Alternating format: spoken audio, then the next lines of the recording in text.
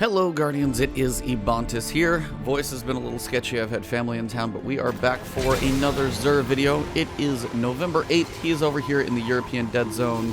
He is in the Winding Cove, and if you want to know how to get up here, pretty easy way to get up here, just follow where I'm driving.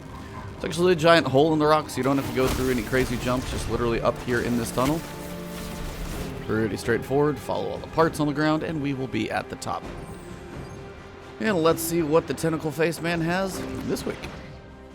The Nine see your valor. So, of course, your Fated Engram, that one is going to be kind of working off of a checklist. So if you feel like you've got everything on a character, for exotics, for example, if I go to my Titan, I have everything completely collected. And I go to my Hunter, and I've got anything that is a previous year 2 exotic. So I'm not going to get Assassin's Cowl. That one is going to come from just the campaign playthrough. But like Capri Sting, I should be able to get that one. It's really the only one I'm missing there. If I jump on my Warlock, I'm not really missing anything there. So I need to buy my Fated Engram on my Hunter to get Capri Sting just to complete the collections. Or if I just want a better roll on my Titan, that's an example too. So those are definitely an option. But Fated Engram will give you a chance at better stats right now. All these stats down here are basically the ones in collections. 48 is pretty trash. So you do have a chance. So if you've got 97 shards, buy this one for sure just to see what you get. But my recommendation is first, if you are trying to complete collections, buy what is in his exotic gear listing here because it's a lot cheaper first. So these are 23 per. And then the weapon is 29. If you buy this and you get one of these for the first time, yeah, you might have better stats, but if it's not that great and you're getting it for the first time, it's cheaper to kind of cross some of these first and then buy this to actually go for the good stat roll. So for the gear, we've got the Cerberus +1. It's kind of a goofy auto rifle. I think it is the first time he is actually selling it. So quick look, it's got 4 ridiculous looking barrels that are kind of like strapped together in the weirdest way possible. 4-head dog shoots erratic bullets from all gun barrels at the same time. At medium range, this thing actually can pump out a decent amount of damage. If you need auto rifle kills for any reason, this thing's actually not bad. So it's probably not going to hit anything too accurately at range. Precision kills are not going to be your best bet, but if you just need to like pump out damage at like a general area, kind of like a somewhat longer range shotgun, it's not a horrible idea. It does have rifled barrel. So you got increased range, lower handling speed, fluted barrel, will boost to handling and stability, full bore, again a big boost to range because it needs all the range it can get. You've got spread shot package. Aiming this weapon reduces the spread of its projectiles. So you can get a little bit of range. There's a catalyst that can randomly drop from it. I'm partway through working on this thing, so this one will definitely be one. And it says hold R to swap to a tighter close ranged spread. So you can change this thing with the catalyst, really changing how it works. So kind of a cool weapon, one that came in Forsaken that's kind of been under the radar, not really like, you know, blowing the doors off any metas or anything, but still a fun weapon to use. What if you don't have or haven't had a drop yet, definitely pick it up.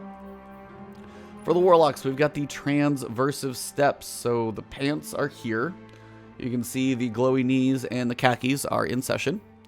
And we've got Strange Protector. Sprint speed is increased. After a short time sprinting, your currently equipped weapon is automatically reloaded. So I know some people just enjoy going faster in PvP. That's what I know. I think Cognitos use these at some point, but generally it's sprint speed increased is kind of a big thing, especially for Warlocks, so you're not floofing the whole time. The stats on this, of course, are not great, but you do have a decent mobility roll, so if you're going for mobility, both ADS and sprint speed, this is pretty much going to do it for you. Has arc energy on this one, so you're looking at bows, machine guns, pulse rifles, shotguns, and swords for your weapon options here, and of course your basics. So that is your Warlock exotic for the week. For the Hunters, we've got the Frosties. Also running arc on this one, so same weapon archetypes. Rapid cooldown, increased grenade, melee, and dodge regeneration while sprinting. Dodging increases your sprint speed. So again, we've got another mobility exotic for Hunters this time. Got mobility at +18, strength at 10, so if you are going to be close, that's not bad. Resilience is quite low, so if you are using this in PvP, make sure you kind of counter some resilience on some other armor, because this one is quite low. But grenade, melee, and dodge regeneration while sprinting. I mean, you're running around the map most of the time, so actually getting that stuff back a little quicker while you run around the map, not a bad thing, and you run quicker after you dodge. So it's kind of a good synergy between both. It's really just kind of movement throughout the world. Not anything I would say is like, hey, you must use this in PvE in this encounter. Probably not going to happen, but in PvP, this is actually pretty good. So definitely one to consider. Mobility, a really big thing for hunters for sure. Now, there are better exotics, but if you just want to mess around and kind of be fast all the time, see how they feel, pick them up, complete that collection. Titans, I think, got the shaft this week. Not the best in the world. Eternal Warrior. So we've got Resolute. Gain an Overshield when activating Fist of Havoc. Now, Fist of Havoc, if you do like the one slam, like it used to be in Destiny 1 that this thing wasn't that great, you would do one slam and you would be kind of done. So this really had next to no benefit.